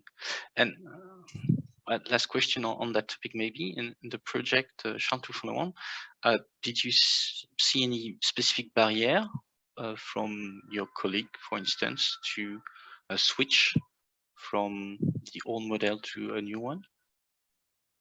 I think it's improving a lot from my colleagues at the university. I think it's going well. Everybody's using HPC at the moment because the project are becoming bigger, the computation becoming bigger, so people understand that, okay, you can have your local workstation, but it's a necessity to use the public HPC. So I think it's moving the right direction, and what is good is that we train students for that. So when we have master students who say, okay, look, you don't need to buy a machine, you have whatever you have, you connect to that machine and you can do. So if you educate younger people and we make them understand how it works, I mean, we are building a new generation of scientists that know that, yes, we can share resources computing resources, but also data. So I think it's going in the right direction. Thank you very much. Time is moving fast. Short words on the topics. I have two topics, but they are quite the same on reproducibility and scalability of prototype, that is Phidias. First, is there a Phidias model to talk to each others alongside what I call the value chain from the HPC centers, data centers, the end users, scientists, and so on, to build a common model to be reproduced or not at the European level with the European initiatives? And still on scalability, how easily, now that Phidias will go to an end and will be followed for the Earth science systems, to integrate newcomers into Earth science system, such as partners from biodiversity, for instance, or be reproduced by other communities in other domains, whatever they may be. Who wants to go first on that? Maybe the technical coordination point of view. So Matthieu, for instance, to integrate new communities in the business catalog, how easy is it now that the business catalog has been created? Easy or not? I think there is a part that we can highlight during our work. As mentioned Jean-Christophe Penalva, a lot of work was done during the Phidias project to develop and to use the iRod solution to manage to share and to make possible the transfer of the data, and to work the iRods technology propose its own catalog with its own metadata to search data and to make iRods more efficient. And I think that for future works, we have to be able to make more closer the business catalog and the catalog of the data and use to transfer the data. And I think that's one of the points we can recommend for the future works. Another aspect is to, I think, to develop and to make available to the community the metadata format, because we define a common metadata model in Phidias. We start by using a SOSA model, and we find more efficient to try to reuse the GeoDeca model, which is already used in a European project, and so easier to adapt to the data and to be reused by other partners, for example. So I don't know if it's answer your question, but I think that's part of the answer, actually, on the, I would say, more on the data side, and I'm happy to understand how to go deeper in that. The fact that the EU initiatives are already working on common tools. From the magic side, Jean-Christophe, now that you have plug. No, yes, I was. Phidias workflow. Can we plug and play? Sorry, so I didn't understand your question because I have a computer problem. As you can see, we have some computer problem. It's my home problem. But you ask about. We're discussing on the reproducibilities. Let's say now tomorrow the biodiversity communities go on the CINES door and knock and say, we want to have a biodiversity Phidias. How easy how easy would it be easy to reproduce or not? I think that Phidias was very good for this type of question, because now we have made the first step. Now we know but what will be the problem. How can we open the HPC environment to external sites? So it will be more easy to open. It will be easy to use a convention, a contract between us and other sites. We know how to open the work like a VRE to the HPC environment. It will be easy. I don't say that it will be magic. No, not this time. Not magic every time. It will be a workflow, step by step. You have to ask. I think that Phidias was a European project. There will be other projects in France, for example, to follow the path opened by Phidias, and I hope that we can share HPC environment to more communities in the future. Not only in CINES, because in France we have other national computing center, but it will be a good example to follow. Phidias was for that a very hard project to try to open. It is not in their habits to open to external site. In HPC environment we work inside and we don't look outside. So if you have communities who knock at their doors, first we have to ring the to ring the phone and to first ask to enter, because we are already in the ZR zone, but then we can open services, and I hope that we'll have a lot of community, diversity of projects who ask us to open HPC for us, because it's the first step. I hope there will be other in the future. Thank you very much, Jean-Christophe. And maybe to conclude rapidly this roundtable.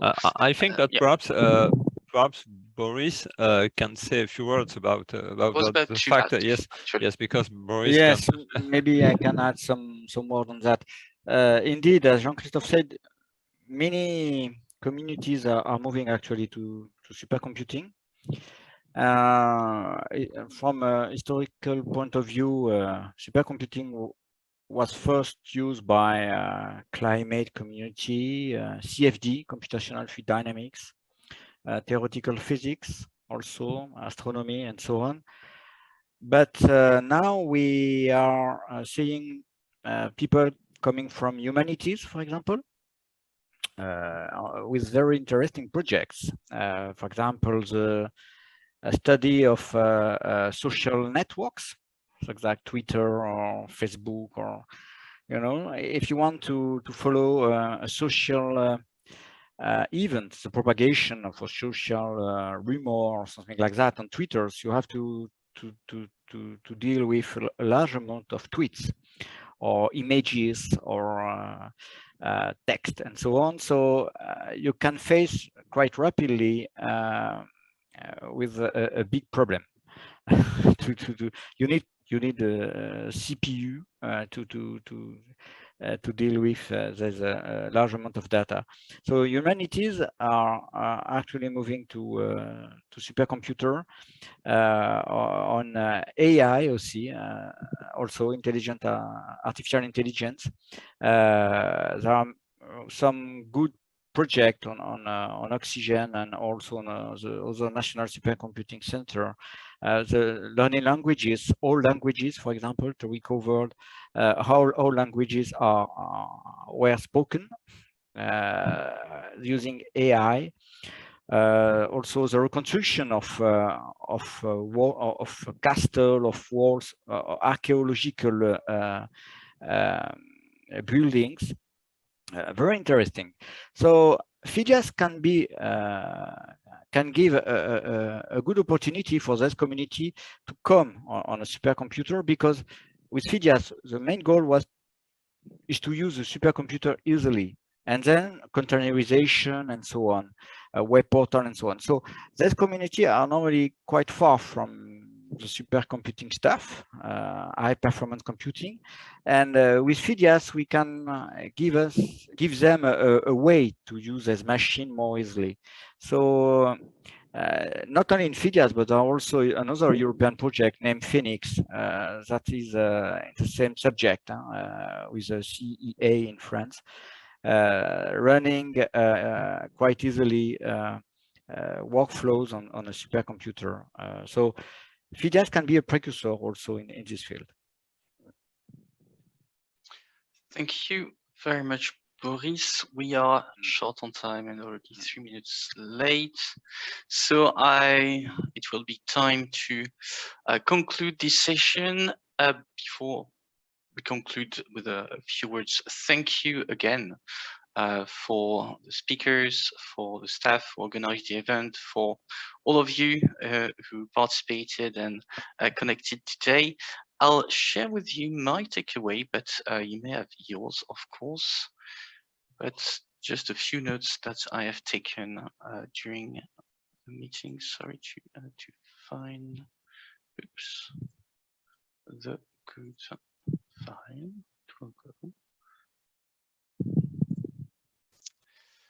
And while I'm sharing this, Francesco, you can give us a word on where we can find this webinar if we want to maybe forward it to colleagues who could be interested to listen back to a point that could not be clear and so on. Yeah, sure, Corentin. You're going to be able to find, as usual, the webinar on our website section in the webinar area, and it's just a matter of post-processing the webinar, and in a matter of 24, at the most 48 hours, it's going to be there available on YouTube as well, and the slides presentation of each speakers are going to be downloadable as well. So just go back to our website or keep up with our social media channels in the next hours, or tomorrow or by Thursday, and everything is going to be prominently highlighted in there and easily retrievable. Thank you very much, Francesco. So to conclude, simple words, some takeaways from me. Simple web access to a world-class computer. I found that pretty interesting, yet with a kind of magic. Sorry, Jean-Christophe, but I couldn't to take your words from that. From the scientist's point of view, quite impressive figures shared by Charles, from 5% of data analysis time to 35, and on the road to 80, hopefully in the coming years. The portals, one of the key takeaway are also noticed during this webinar: find and access the available data, the two portals to rule them all. And we have already demonstrated good results for science systems, whether it be in the detection of extreme events, pollutions, or from the ocean use case. Also, a few last points: that security by design is key, creating such infrastructure, that's very important. And yes, security committee is one maybe good lesson to learn for upcoming or other projects. And PHIDIAS has brought breakthroughs in how we access HPC resources, quite important. It's also tried to evaluate costs, that's important as well, of course, for development in the future. And the metadata is a key point in building a holistic model, like François said. That's all. I would say you can find us on several channels: website, Twitter, LinkedIn, YouTube, Spotify for the podcast, a nice podcast series that has been recorded this year. And of course, you can on the website find our contact mail if you have any questions that you want to ask to the PHIDIAS team. It's now time to close this webinar. So thank you again, all speakers, attendees, and staff. And Francesco, it will be your duty role to close the webinar. Yes, I want to. This is a very peculiar and special webinar for the whole of us, because it's in theory. We call it an impact webinar because we want to, well, clearly showcase what we have achieved so far. Because as Boris and Corentin pointed out at the very beginning, we are at the closing. We are closing the circle of these 36 months. And we still have a couple of months to go, actually, and you know, the usual stuff that we we are obliged to do in the hurry of the last months and weeks of European projects. But yeah, we did a lot of very nice and engaging and helpful, I think, webinars across this 36 months. Well, given the spotlight to our use cases and to all the advancement that Phidias managed to achieve. And yeah, it was really nice to put up this last one, and it's always very involving to work with so cooperative and knowledgeable people like you, and it's been a very cool one, this one as well. So thanks to all of you that joined us today, and well, Phidias is not going to, we are not drawing the curtains on Phidias today, so you, as Corentin said, keep up with us, and in the next weeks we will deliver you even more information, maybe not through a fully fledged webinar, but we will have other things to deliver and to stay updated with you and to stay current with you as well. Take care. Have a good evening, all of you, and yeah, we'll see you soon on our Phidias channels. Goodbye. Thanks again. Goodbye. Thank you. Bye-bye. Bye-bye. Bye.